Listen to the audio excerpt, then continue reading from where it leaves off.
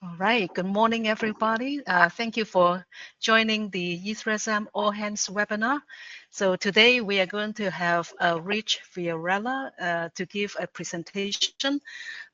Rich is a scientist at Los Alamos National Laboratory. I think he has been there since 2021. And before that, he did a postdoc at University of Utah, and he graduated from U of Michigan. So Rich research has been really focusing a lot on understanding the water cycle, particularly using water isotope as a tool. And so through his DOE Early Career Award, which he received in 2023, he has been adding this water isotope capability in the E3SM model, which I believe is a really fantastic tool for us to learn about the water cycle, to learn about land-atmosphere interactions. And I believe Rich has used it also previously in studying paleoclimate and ecosystem processes. And so there are really many different applications of this type of representation in the model. So with that, Rich, take it away. Thank you. Thanks, Ruby, and thanks everybody for attending today. As Ruby mentioned, I'm a staff scientist at Los Alamos, have a background in stable isotope tracers and kind of been increasingly doing more Earth system model development as time has gone on. And today I'll share some of the work that we've started as part of the early career project and how these tracers can more broadly be used to improve Earth system model process representation for hydrologic processes. And so to give a brief outline of the talk, I'll give first an introduction to the basic physics behind why water isotope ratios are useful as tracers. Talk about how they can represent an observable and natural metric that's analogous to kind of the unit and regression testing, that E3SM is already doing as part of pull requests and things. Talk a little bit about urban signatures on water vapor isotope ratios, which has been another emphasis in the early career project.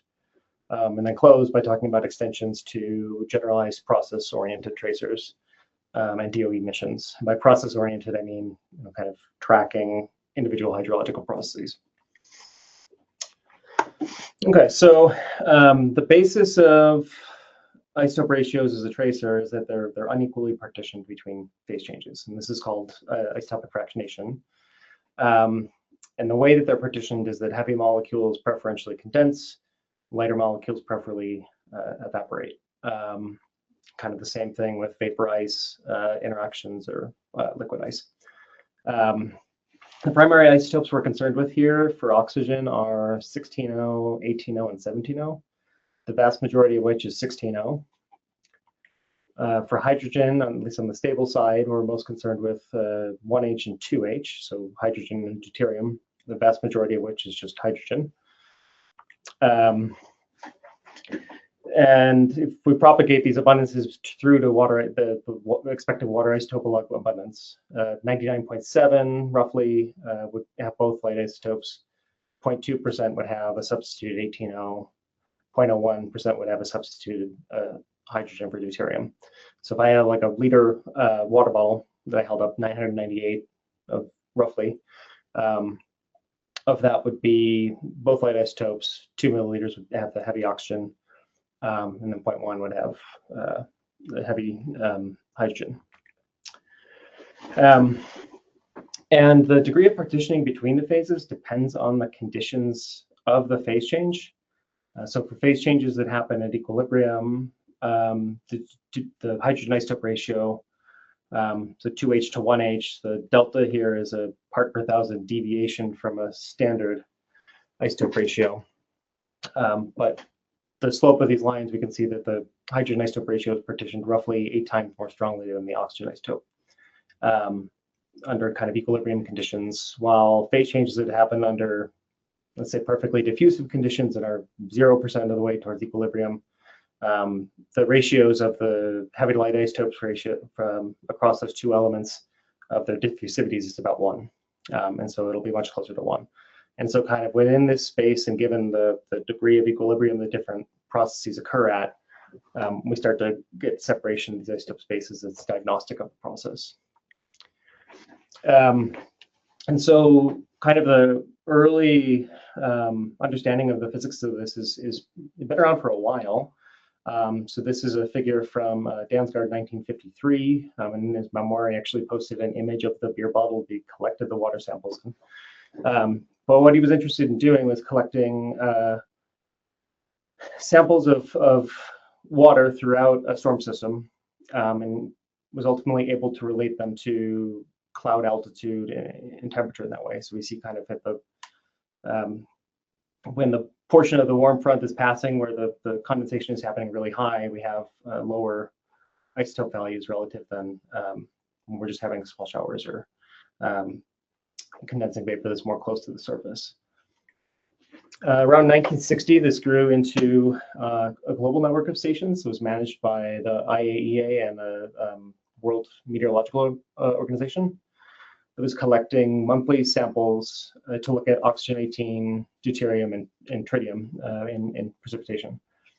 This has since grown and kind of continued. It's now called the Global Networks of Isotopes in Precipitation, or GNIP. It's still in operation, albeit the sites have shifted, the data density has shifted throughout time, but it now has an archive of over 100,000 samples of precipitation. And so from this initial network, Dansgaard, same guy on the last slide, was able to put together a model to describe the theoretical framework that explains the variations in these precipitation isotope ratios. And so the model that he arrived at was an open system condensation Rayleigh distillation process, where water condenses out of the vapor. Then the condensate no longer interacts with the vapor and it is kind of rained out. And so as we progressively lose the heavy isotopes during that condensation process, both the vapor, so kind of going from right to left in this figure, both the vapor and the precipitation have lower isotope ratios. The equations in the bottom left describe this Rayleigh fractionation process, both in isotope ratio space. So R is the heavy to light isotope ratio. And delta space, which, as I mentioned before, the delta is a part per thousand deviation from a standard isotope ratio. And so we see it depends on the initial isotope ratio, it's entering the system, the fraction of vapor remaining, often called F, but in this case, you can also write it Q over Q0. And then alpha, which is the fractionation factor. And one thing I want to note here is that while this concept is conceptually pretty simple, it's really hard to define in observations what F is, because we don't really know what Q0 is due to atmospheric water vapor mixing. And so taking this last slide about Rayleigh distillation, you might expect then precipitation and water vapor isotope ratios to be high in humid, warm areas where F might be high, and low in dry, cold areas where F would be low. And this is probably what we observe in the long-term pattern. This map is a geospatial regression of oxygen isotope ratios of precipitation, where we can see that there are strong spatial patterns in water isotope ratios in the annual mean based on climate and topography. So delta is low at high elevations, high latitudes, and kind of away from oceanic sources in continental interiors. So this is the long-term average, but again, kind of as the early Dansgaard study shows, that it also reflects across time scales. And so in this figure, I'm showing this was a study of crowdsourced precipitation samples throughout Hurricane Sandy. And what we can see is that there's a lot of spatial structure to the isotope ratios. On the left, this is kind of just a map view, but on the right, these have been replotted as kind of distance from the center of the storm as it moved. And what we can see is kind of the precipitation in the northeast corridor or quadrant of the storm tends to have higher isotope ratios than the southwest. And that's because they're the bands that are coming right off of the ocean over the land, whereas by the time they've hit the southwest corner of the storm, right, they've already gone over land and had a chance to rain out. So they have lighter isotope ratios.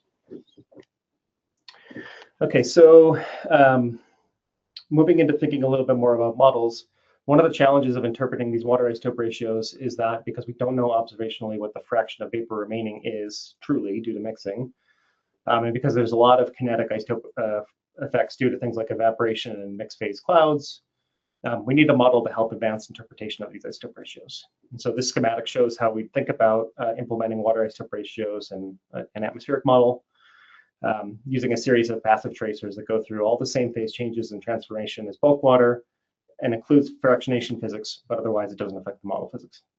And so what distinguishes them from other passive tracers, like CO2, is that they have to go through all these phase changes. A couple of points I'd like to make about this slide. So a couple of the processes on here are not actually phase changes. And so if they're not phase changes, they don't fractionate. Likewise, if a process completely changes the phase of all of one water pool to another water pool, there's no fractionation. We've just moved all the isotopes from one phase to the other. And so, for example, if we, in this figure, I've put sublimation in this black arrow of cloud ice, and say it's not fractionating, but that would be assuming that it's a whole grain process, right? And so if your parameterizations don't assume that it's a whole grain process, you'd have to kind of update what you're representing there. And then similar, I'd like to make the analogy here that I was talking about between process observations and software testing. That you see this team is very active in kind of the GitHub pull requests and things. And so we can observe single processes such as evaporation from the ocean and measure the ocean water, measure the vapor above it. That gives us constraints on the evaporation process, not dissimilar to a unit test where we check a small unit of code and make sure it's giving the answer that we want. Stepping back to a higher level perspective, though, if we're evaluating large physical fields, such as an isotopic state at a certain height in the atmosphere, and I'll show you an example of where this is useful in a minute, but this is much more analogous to a regression test, since several physical processes and representations have to be approximately correct to yield a good match with observations. And the isotope ratios here add a sort of path dependence that can't be recovered from evaluation against a state variable like humidity alone. I'd also like to point out that while I've drawn this schematic for primarily for the atmosphere model and just kind of had other component models as a single box, these isotopic signatures are propagated throughout the rest of the coupled system. And so the ocean will show a pattern in sea surface isotope ratios that is broadly proportional to P minus E, for example. The land surface will show strong spatial patterns driven by land-atmosphere interactions and spatial patterns of precipitation, with subsequent modifications by different fractionating processes or non-fractionating processes, such as evaporation, which fractionates, and transpiration and infiltration, which generally thought not to. With the net signature then of kind of the runoff being passed to the river model, and the vapor flux back being passed to the atmosphere model. At the coast, likewise, the difference between oceanic and terrestrial signatures of these isotope ratios can be used to evaluate mixing relationships and the coupling of rivers to the ocean and spreading functions and things like that. And so, as Ruby mentioned, as part of my early career project, I'm working on adding the isotope physics to the atmosphere model and kind of collaborating with the Wasson project, who is doing a lot of work and leading the tracer development in the land model. So the last slide, I kind of focused on how we need a model to explain the isotope ratios, but treating the isotope ratios in the models also helps validate the models as well. So the models also benefit from this development. I'm showing an example here of how isotope ratios can be used to evaluate model skill. The y-axis is a pattern correlation. The x-axis is the variable we're comparing the model simulations to observations of. And each colored dot in here is a run from a perturbed physics experiment. This is from NASA GISS. And the y-axis is, I already said that, sorry. AR5 is the model before any physics updates from the isotopes, and the AR5 underscore PR or AR5 prime is after the water physics updates have been made. And what we can see is that evaluating against isotope ratios, it produces a much wider range in model skill than standard state variables, and therefore is a more sensitive indicator of whether we're getting the model processes correct. The reason for this is that since water isotope ratios reflect an integrated set of processes associated with evaporation, condensation, and moisture transport, as well as mixing in the atmosphere and in the land surface and kind of all the other component models, the model has to get a lot of processes right to produce credible water isotope ratios, whereas it's possible to have multiple compensating errors and other state variables, right? So it's really this path dependence that we get from these. On a parallel track, it's been shown that assimilation of water isotope ratios into model forecasts can improve the forecasts, and even for variables that are less directly related to isotope ratios and specific humidity, such as geopotential height and mid-troposphere temperature. And so this study assimilated observations from the IASI satellite, which is an emission spectrometer, most sensitive to the middle troposphere.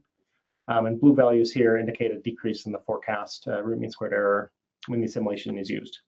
And so in this case, we see broad improvements, not in every variable, but in most of them from assimilating these isotope ratios. And so another thread of the early curve project is that I'm exploring applying a much broader set of observations than was used in this publication to determine to what extent we can fine tune kind of the machine learning weather models with isotope ratios to improve their forecasts. In the past few slides, I've indicated how isotope ratios can be used to evaluate the model physics and improve the physics representations. And I just want to talk about why that's particularly advantageous for near-term projections, where model physics is the largest source of ensemble spread at these time horizons across things like seamount ensembles. And so this study looked to break down the sources of uncertainty to the total ensemble spread into internal variability of the model, scenario uncertainty, and model uncertainty. And we see the contributions from the model physics uncertainty peak around 1 or 2 decades before the scenarios really have a chance to diverge, but somewhat after the internal variability from the initial conditions is declined a bit. Switching a little bit to the urban water vapor signatures, we can also use water isotope ratios to better understand interactions between urban areas and their surrounding environment. So this is an example from when I was at University of Utah. This is the Salt Lake Valley during winter. Salt Lake Valley gets these really strong valley inversions and persistent cold air pools that last for a couple days. And as a consequence, we can have rather poor air quality due to local emissions when that happens. And so prior work in the Salt Lake Valley had looked at other isotope systems like carbon isotopes to investigate how much of the CO2 in the urban atmosphere came from fossil fuel combustion. But one question I became interested in while there was trying to constrain the amount of water vapor that also comes from combustion in the urban atmosphere. And so we were able to use oxygen hydrogen isotope ratios to estimate the fraction of urban humidity from fossil fuel combustion, as the vapor from combustion has a really distinct isotope ratio from kind of natural processes. And I'm showing an example here with time series of CO2 in black and deuterium excess, which is a parameter that relates the hydrogen and oxygen isotope ratios from the 2016-2017 winter. And so we see that D excess and CO2 are inversely correlated here. By using the D excess time series in a mixing model, we estimated that up to 15% of urban humidity can arise from combustion during these inversion events. The follow-on work out of Xi'an in China is also indicated that this combustion vapor may influence and kind of enhance aerosol formation, which would have negative impacts on urban air quality and human health in this case. And so we've been extending this a little bit in the early career project, where we've been looking at the application of remotely sensed water vapor isotope ratios from satellite spectrometers applied to coastal and urban systems. And on this slide, I'm showing parts of an analysis a postdoc working with me, Martin Villas-Pardo, is working on using data from TRPOMI, or the Tropospheric Monitoring Instrument. It's on Sentinel-5P. The left panel shows a multi-year mean of TRPOMI hydrogen isotope ratios around the Texas coast. The big red polygon is Houston, with Beaumont and Port Arthur to the northeast. And we found that the heavy to light isotope ratios in these cities are slightly higher than their surroundings, so we expanded this analysis to the entire northern hemisphere. And the panel on the right shows distributions of coastal cities in the blue, and then non-coastal cities in orange. And we find that this pattern holds across the distribution of over 1,000 northern hemisphere cities. Panels B through E are kind of the other like geographic parameters and physical parameters that we thought that could explain this apart from just the urban center itself, and none of them are able to do so. And so this highlights the potential of isotope ratios to reveal hydrological processes that would not be evident for measurements of humidity alone. And in my last few slides, kind of coming to the end here, I'd like to talk a little bit about extensions that this water tracer infrastructure could have to trace generic properties associated with hydrological processes. And so each of these panels represents some property of precipitation falling in that cell and kind of integrated all over all of the contributing source regions, the whole evaporation field. And so in the top row, I'm showing examples of tracking a particular flux. On the left, it's the percent of precipitation in that cell from transpiration originally. And on the right, the condensation temperature, the mass-weighted mean condensation temperature that precipitation in that cell condensed at, which is useful kind of understanding energy balance transport. And in the bottom row, showing things like evaporation properties, like the mean relative humidity during evaporation, which gives us a sense of the strength of the kinetic fractionation during evaporation. And on the right is a kind of a partial integrated quantity, in this case, residence time. So the mass-weighted mean time that water spent in the atmosphere between source and sink. We can kind of look at moisture origin and constituents within this framework as well. And so as an example, these plots show one way of looking moisture source footprints by showing for each grid cell the mean latitude at which water and precipitation in that cell evaporated from. A few things are notable here. First, we can end the scale bar at 55 degrees. Not to say that none of the precipitation in those cells comes from water that evaporated poleward of that, but that the mass-weighted mean is equatorward of 55 everywhere. And second, we can see like asymmetry in some of the high parts of the ice sheets. So for example, Antarctica, we see that precipitation to East Antarctica is coming from further away than for West Antarctica because it's higher elevation, and largely due to the static stability of the atmosphere.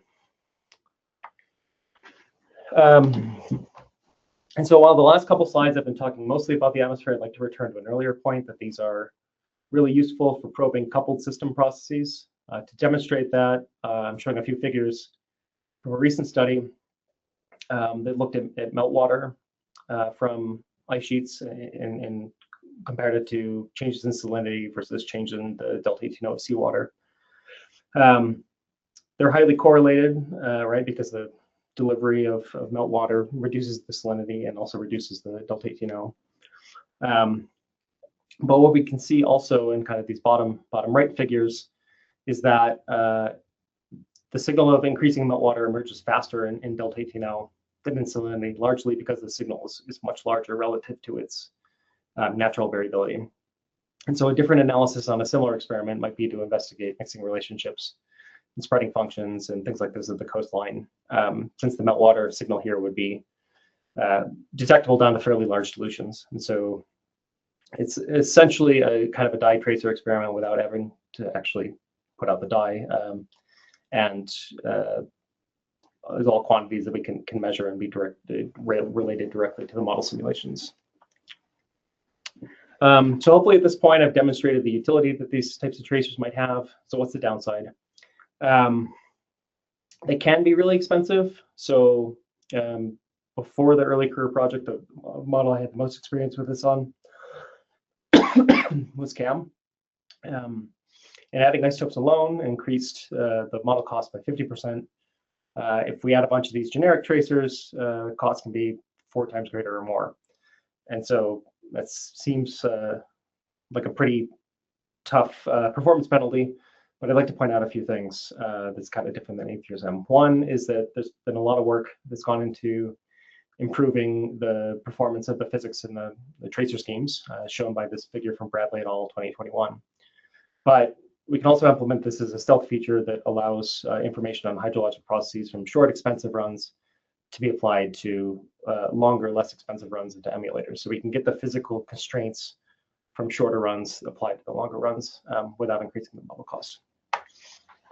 And lastly, I'd like to close on kind of thinking about this mantra that E3SM is the DOE model for DOE missions on DOE computers. Having this coupled water tracer infrastructure opens up a lot of areas. For example, being able to trace fate and transport of things like leaking nuclear batteries or accident at a floating nuclear power plant. And then kind of the figure in the bottom right. This is a prediction of cotton oxygen isotope ratios that was used in kind of a forensic case to look at conifer currency. And so we'd be able to simulate that in the land model in this coupled system. And with that, since I think I'm running a minute or two over, I'll just put up the conclusions. And again, point out that they're powerful tracers of hydrologic processes. They provide this kind of observational analog to software testing. They can improve short-term forecasts and emulators. And we can see processes, hydrological processes that are show up in the isotope ratios that are not observable from the humidity. And with that, I'll stop. I'm happy to take any questions. Okay, great. Thank you.